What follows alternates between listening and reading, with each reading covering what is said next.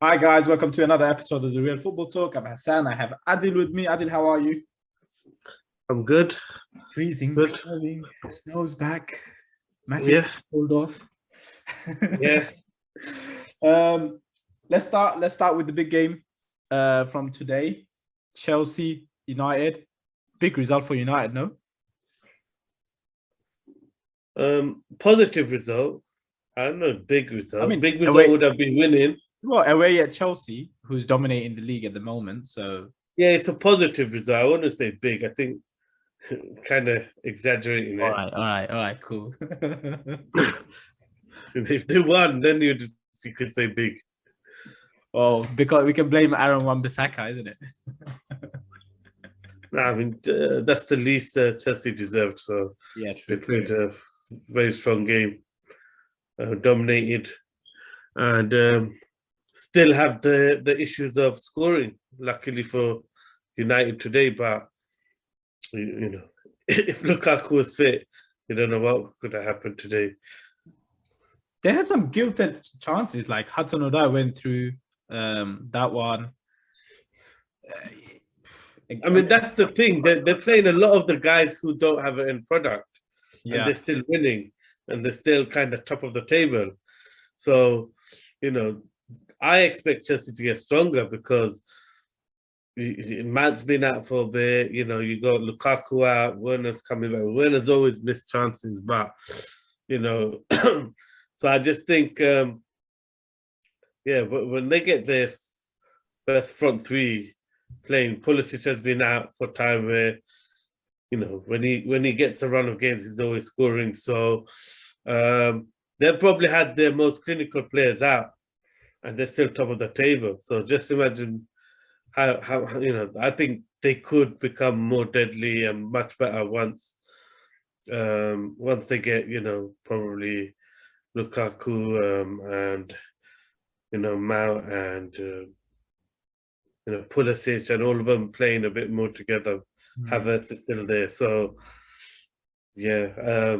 do you think the problem is maybe the amount of changes he makes up front, because it looks like a different front line every game. Like No, because Hudson Odoi's been playing most games recently. I think I'm started the saying last the five, team 6. he chooses is it's constantly a different one, never like the same team ever. No, I just think there's an actual difference in the quality of the strikers. I mean, Hudson Odoi doesn't compare to any of the others in terms of what he's shown and proven. I mean, he still tries to side for every shot. He does not have to strike a ball.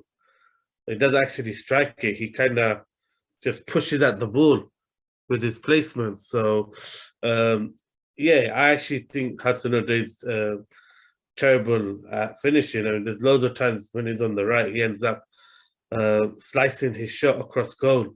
That just tells you is a guy that isn't great at striking the ball or finishing. He needs to definitely spend more time improving that area of his game. In terms of United, new interim manager coming in, Ralph Ragnick. What do you make of him? I mean, everyone's going mad about Yeah, I'm surprised by the hype. I mean, I tell you what, Woodward must be paying these journalists and media pretty well, because the hype is a bit over the top, I think. Initial reaction was it's a bad fit. That was my initial reaction. Especially the interim role didn't make sense. Well, apparently, and then he's going to go on consultancy. So I'm thinking sports director or something, head of football. Yeah, but the thing is, he's done consultancy, at clubs for many years, and he has work. It has worked, but the thing is, it's not. They're all clubs that needed a revolution to happen. United don't need a revolution. I mean, do they need better central midfielders? Do they need better centre backs? Yeah. Obviously they clearly needed a better manager than the one they previously had, but it's not like everything is broken. They're starting to get the recruitment right. Yep. Their youth system isn't terrible. They're still signing a lot of the best young. maybe not giving him enough opportunity. But Ralf Ragnick does the same thing wherever he goes. He implements this high pressing style. He turns to youth. Everything is focused on youth and playing youth players. So I don't understand the appointment personally, because United, I don't think, needs a revolution. But the positive of that choice is at least they've made a decision that that's the way they want to go. It's just, it's a strange fit. It's not a natural fit for me. United have money; they don't have no problem spending money. Yeah. So the fit just doesn't work. I mean, Ragnick's gone to clubs where they, even when Hoffenheim had money, and RB Leipzig and all of them have money, they're not there to plow money. They're there to, make, to smart players young and sell them on. They're selling club model. Smart buys, yeah. So even when he's consultant for Milan for 2 years, and this is the thing, this thing has been played out at Milan already, because he was part of the consultancy to bring in Maldini, to bring Boban, to bring all this, and he really helped them identify young players. And that's when they, so when Ivan Gazidis came in, the first thing he did was he went to Ralf Ragnick and hired him as a consultant. And we could see how well Milan have done. But what happened was, when they were struggling about a year and a half ago, and they were thinking of sacking Pioli, Ralf Ragnick was going to leave his role as a consultant and come in as the manager. And it was like the worst kept secret that Ralf Ragnick is going to be the next manager of Milan. Yeah. And the only reason that never happened was because of they wouldn't give him complete power. Basically, he forced Ivan Gazidis to get rid of Boban, the technical director, and then he wanted them to get rid of Maldini. They're people that he put in place, but if he was to become manager, he wouldn't have any of them around. And they weren't willing to get rid of Maldini. Yeah. And in that time, Pioli started to really turn things around and they went against his wishes and brought Ibrahimovic back, which Ralf Ragnick didn't want. So then they severed their ties with him. But a lot of the start of their positive, movement and getting back to one of the big clubs in Italy was actually because of the consultancy of Ralf Ragnick. But that club needed a revolution after, Silvio Berlusconi left. They needed a whole identity change. They needed to revamp the old guard. So for me, it's not really a good fit, and I'm really surprised by the way. In the short term, he's going to be there for 6 months or so. What does he bring to, as in United? Does he make them that challenger, or what's the difference he's going to make as a manager for United with the? Well, he'll definitely get some structure into the club. He'll get some identity in. So he's going to do better than what Oli was able to do. And the main thing, and that's the one positive I'd say about Carrick, is he'll make tough choices. The fall of Oli was because he was afraid to make tough decisions on the big players. And Carrick in his first game drops Fernandes because he didn't want to press that team. And Fernandes doesn't listen to anyone and keeps pressing. We've seen that all season, that he's the guy forcing the Portuguese, Brazilian, Spanish players to press, while all the others. So I've noticed that in games myself, that it's Fernandes who wasn't really listening to Oli's instructions or game setup. So what does he do? He drops him in the first game. That's a positive. This game, he wants to press Chelsea, which was the right approach. So he dropped Ronaldo. So these were the reasons why Oli kind of lost the dressing room, in the sense that the players stopped playing for him, because they realized they got a manager who will not drop players when they're taking a mick and they're not playing and they're not doing as they should be. So in that sense, you won't get that with Ragnick. So all good. let's move to Man City. Adil, 2-1 win against West Ham. Good win. Snowy Manchester. Tough. Yeah. Tough. It was a tough game considering the weather and. But they dominated. Yeah. West Ham played really deep. What City were much better at this game than when they played them in the cup was they were better at stopping the counter attacks of West Ham, and it's quite a comfortable 2-0 win, to say the truth. 2-1, I do. They scored right then. Well, yeah, up until they went 2-0 up here, 2-1 at the end. But it's quite a comfortable game for them. They dominate possession. Maybe the snow and that helped because they're the better, technical team. But yeah, the machine still goes on with City. Gundogan's back scoring again. I think I might bring him into my fantasy league team again. Yeah, you do that. Let's hope he goes on that run again. Yeah, and that's the thing. I think City they became stronger last season around this period. Yeah. So, and I remember distinctly last season. They were like the only team during that COVID time where he was regularly rotating players. And then come that December turn, you saw the difference in the energy levels of their players. This season, Klopp's been rotating, Tuchel's been rotating. So I don't think they're naturally going to excel. I think those three clubs are just, the gap is already big now.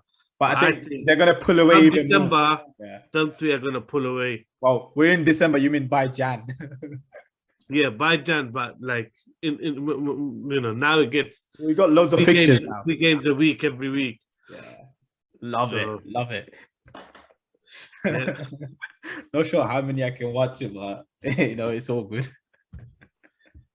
In terms of here reporting the analysis. In terms of West Ham, still sitting fourth, and it seems like out of that group, they seem like the best place to kind of take that fourth place at the moment. I just think everyone's just getting a bit too. It's a long way to go. They started the season really well, but Leicester have the last few seasons. I just think the cream will rise to the top eventually, and those bigger clubs, the Tottenhams, Arsenal's, Man United, will come back into it eventually. I mean, let's see. But credit where credit is due. West Ham are playing very good. Even today, it wasn't embarrassing. They had a goal, they had a plan, and it worked before in the cup where they beat them on penalties. So it nearly worked again today. Yeah. And what a goal from Lanzini. Oof. What a finish that was. He seems to do it against the big teams. I don't know why. Do you remember the one against Tottenham he done? Oof. What a goal. Just out of nowhere. Yeah, I mean, he was a very good player. I think that's another thing. They got a couple of match winners within West Ham in terms of out of nowhere they can do stuff. You got him, Ben Rama, Antonio. He's got a lot of attacking players. Yeah, because he got Vlasic and Yarmolenko, and their bench looked quite strong today. Yeah, so they actually have a lot of playmakers or Teds and wingers, attacking wingers. They have quite a few players. So, in terms of next one, Liverpool, Adil, what did you make of them? Comfortable win 4-0. Yeah, it's a good win.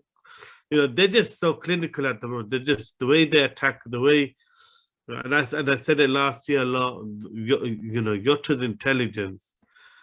He just sees things so quick that he makes things happen. He makes normal situations become attacking, clear-cut situations because he's very good at spotting the free man or the His anticipation is really good, isn't it? yeah, when to do the quick pass, the quick turn, just speeds up the play to such a level where they end up making good chances. And yeah, Robertson was on form. They gave up a lot of chances, and I suppose that was that was more the biggest thing for me, was the way Klopp highlighted it, because they've been quite open, and I think they'll be quite lucky to have as many clean sheets as they have. But yeah, now Klopp is talking about it, so they're just gonna become better at managing games. They get carried away basically once they start scoring, because they find it so easy to create chances and open teams up. Yeah, they just get a bit carried away with overdoing it.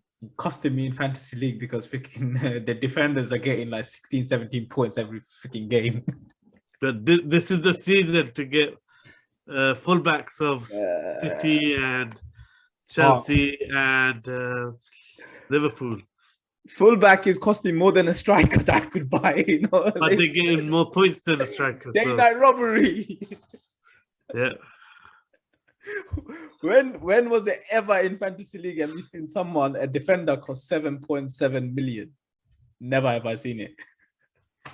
Yeah, get used to it, especially while all these teams are playing with attacking fullbacks and wing-back systems, and everything's about getting the ball to the fullbacks as the main creative source. So do you think this is the way it's going to move forward? Because obviously all the fullbacks going to be that's kind of like the area where they get more chance and time. I think while it's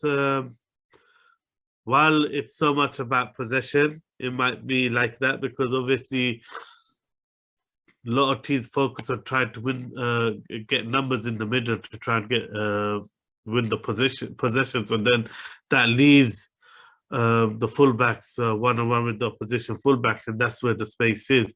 So yeah, but it's always evolving, isn't it? Give it another 2-3 years, a team will find a different strategy to stop that.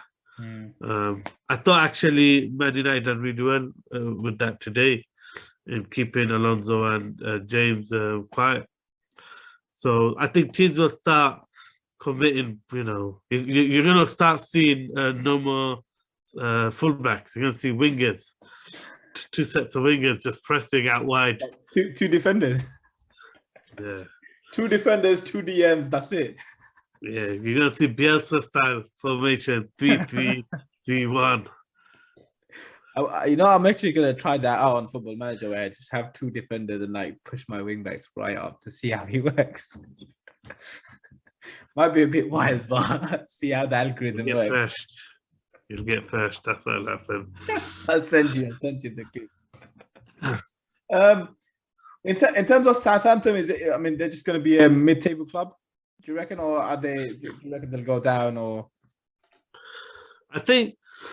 No, they're going to be stable. And said this is Southampton, isn't it? When they go on a run, winning, positive results, they'll go on a run, and then when they go get a defeat, they seem to go on a run of defeat. So they're just an inconsistent team, and that's what you'd expect when you have so many young players coming in. I think they've been really lucky with not lucky, but also smart with their recruitment, but lucky with the way they've managed to convince those players to come to them, because other clubs were after them. But Livramento and all, in their problem areas, they've managed to get some real finds, in their problem areas. Really good. And they got another, fullback coming through really good, Thierry Small, who looks really good, left back. So they've got a lot of players coming through the ranks. So you're going to expect inconsistency, but you're also going to get, the winning as well, and then going runs of losses. So they're fine. I think there's worse teams than them, so they'll be fine. Quick touch up. Should we do off? But Arsenal, Newcastle. Yeah, 2-0 win.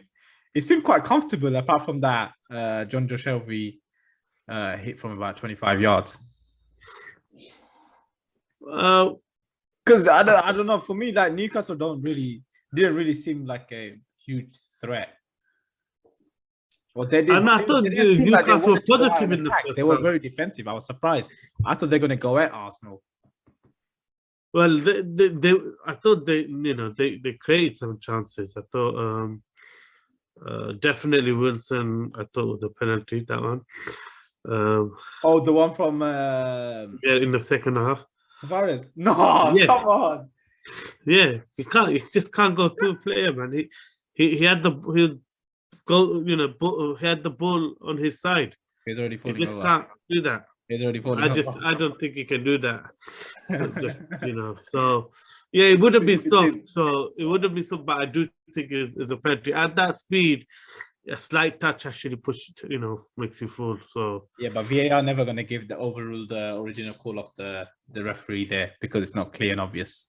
Yeah, but yeah, I think they were like other than Shelby taking non-stop shots from deep, the Newcastle struggled to open up. But not Arsenal defensively are very solid. I mean, they all get behind the ball.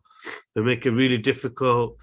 And like we said last week or the week before, all the top managers, they start with their defense. So clearly Arteta's now got Arsenal being hard to beat, and he's starting from there, and they're getting goals, and it's good play. I thought the play for the first goal was good. That's the thing, I do. But in terms of attacking, we're one of the worst in the league, and that seems to be the problem. Or it's going to be a thorn on the side if they want to press on, because clearly we haven't got enough goals in the team. Well, that's why you see, apart from Saka and Smith Rowe, there's no one else really scoring. Well, they're not really creating any chances for Aubameyang either. But I think while they got the commitment and the intensity, and we have to talk about that was open goal. Come on. Yeah, which one? Aubameyang's goal. The shot. Right, come on. You can't say we're not creating chances and they missed that. A previous week missed a penalty.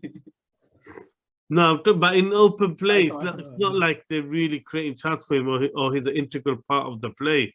He's not really involved in the attack, so yeah, it's not. He's not a big part of what they're trying to do. He doesn't seem like like when Odegaard plays, it doesn't seem like Aubameyang gets that involved, because I don't know, it's just not for. But when Lacazette plays, it seems like he's more involved in the game. Yeah, but Lacazette plays more in the 10, isn't it? So he would be. Whenever he's been playing recently, he's playing proper like a 10 and linking it up. So he would be more involved. And that was my pain point watching this game, because for some reason Odegaard just loved going to that right hand side next to Saka. He was just dying to keep going across, and the only guy who kept coming into the thing because of Tavares going so high up, it was Smith Rowe, and that's maybe that was tactical. I don't know. It's just tactical. It's just weird, and seeing that, I'd like, if you're not going to play Lacazette, I'd rather have him play Smith Rowe in that 10. Well, I think he has been. He has played him there recently, so I don't know. You're being harsh. Arsenal on a good run. They need to step up. They gave results. Don't complain. It was a lot worse. I need more. So I'm sure when they get better players, attacking players in, you'll see a change there. I think they're overachieving with the way they playing, with the way they're getting the results. The stats, everything, they are overachieving. So I'm not sure how we're gonna deal with when you go on a bad patch. We got a big game away. I think there's a lot more character in the team that now you're seeing. I think White's made a big difference. So I don't think they'd falter like maybe the previous year. If it feels like they got a good foundation, a good base now. In terms of Newcastle, I mean, bottom of the league, 6 points, no wins yet. I mean, this is probably the worst run in the history. Worse than even Derby at this point. I think Derby won a game at this point. Yeah, it's obviously the fact that I think they haven't won a game, have they? No, they haven't. And then what? The next two games is crucial because they got Norwich next and then Burnley. Yeah, so I think I think they'll improve a lot more. They will improve. Eddie Howe will attack, and they're going to be entertaining. You can just see because even with against Arsenal, it's not like they still competed, they still tried attacking, they still were always pushing and trying to score goals. So I think while they still have that mindset, I think they will pick up points, they will improve. And obviously, watch this space. Who are they going to sign in January? It's going to make a big difference. Coutinho, Dembele. Yeah, but some of those signings worry me because those are especially mercenaries that basically don't perform and they don't suit relegation football. So I hope they've. I'm saying Dembele is not going to suit them because he's probably going to be injured most of the time. Yeah, hopefully they've got better signings that suit the position they're in and what they're trying to do, and But yeah, I actually think they'll be okay. I think they got enough attacking talent. Eddie Howe will just play gun-ho football and they'll get enough points. What? So I mean, in terms of a key area for Newcastle, who would you say is they need to stay up? I tell you what, man, I can't believe pundits no one called this player out, yeah. But he literally costs them a goal or two every single match. Darlow, their keeper, is an absolute. Well, they took him out. They took him out and put Dubravka in. Eddie Howe. Dubravka was injured for quite a long time. Yeah. So Darlow, the first thing they need to do is get a keeper. Well, they've got Dubravka, hasn't it? He done well against Arsenal. He made 2 good saves. Yeah, so now that if he's back, but I still think they should just buy another keeper. Dubravka misses chunks of the season through injury all the time. So, because they already know Darlow is not Premier League standards, and they definitely should keeper. They need to get defenders. Their right back is terrible, Kraft. Yeah, so they definitely need a right back. They need another centre back alongside Lascelles. Well, even Lascelles injury. Midfielders. They probably need about 4 to 5 players. So, wow. Well, they got the money, and why am I saying wow? I'm sure they can spend 200 million, no problem. Let's see. Who they buy? Let's see. They seem to be taking their time over everything. So let's see what they do. It's not like they've taken over and had a plan in place. You can tell they're still figuring out. Yeah, there's a lot how they're gonna do it. So you can have all the money in the world, but if you don't know how to spend it, it's not gonna be much use. Call me up. I got players I can tell you. Gems. I'll build you a whole Champions League winning team. Hey, I think you've been playing too much Football Manager. Half these gems you're talking about actually play and do nothing in real life. Not just them, I'll find you other ones. Who's your favorite Kai George? I saw him play for Juventus. He didn't even touch the ball. He came on for like 13 minutes, and I promise he didn't touch the ball once in 13 minutes. So you keep talking about these gems. I do. He's 18. Chill out. No. They're Football Manager gems. They're not real life gems. Next one. Again, 2 weeks, 2 games, 2 wins. Stevie G. I mean, seems like started on fire. Yeah, I mean, he's look. Villa were a bad team and they weren't performing badly. They just weren't getting the results under Dean Smith. And what he's done, he's definitely tightened them up and he's made them a lot more harder to play against, which was, I felt, was the problem with Dean Smith was they were just too happy to go, you attack, we attack, and like the off the ball work just wasn't good enough. Yeah. And now you can see it from what I've watched. As the biggest difference I've noticed is they're a lot more compact. They're a lot more narrow. They defend as a team now. I think before it's quite easy to get at their back line. But do you think Smith kind of lost that towards buying all these superstars and trying to fit them in? He kind of lost that side. I think. Do you think that's what happened with him? Maybe, I mean, that's the thing. When you start signing players, you feel like you have to play them. Yeah. And then you kind of start moving your key players out. Because I always felt one of the biggest mistakes he made was, forcing McGinn to be a stick CDM. Yeah, he's a box to box. Like, whenever Aston Villa looked good, even when Grealish was there, McGinn was a big part of it. Roaming forward, bombing forward. He can spray the passes. He can take shots. He can do everything. Yeah. So this season, I felt that cost them a lot, making him a CDM alongside another one, and that slight change didn't work for them. Yeah. So it looks like obviously under Gerrard, they're playing him in his best position, which is a bit more box to box midfielder. The 8, yeah. And definitely you can see they're a lot more stable. That the 4-3-3 is a lot more stable, and they're not really playing with the 10 now. So stable they are. Very impressive from Gerrard. That's not an easy place to go and win. So Palace. Especially the form they've been on.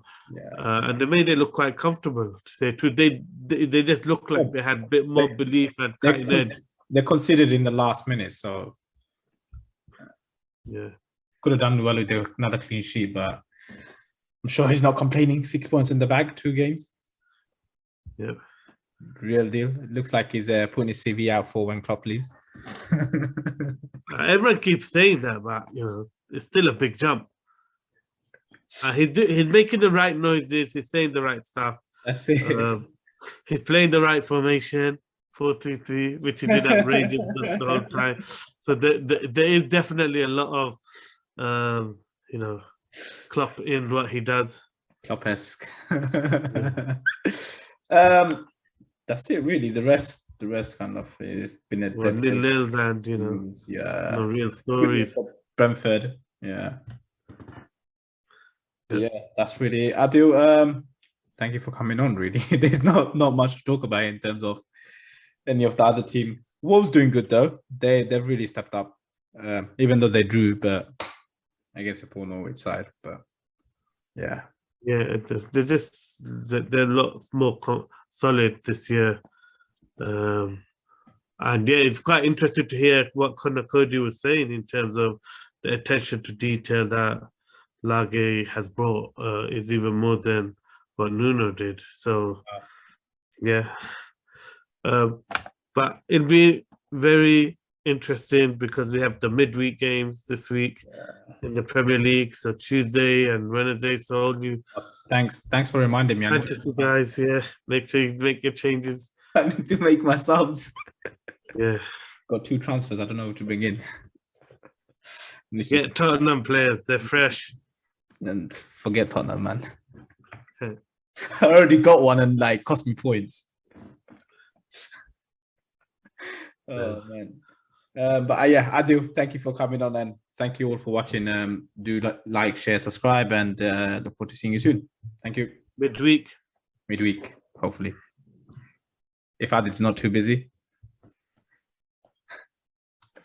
Thank you, guys.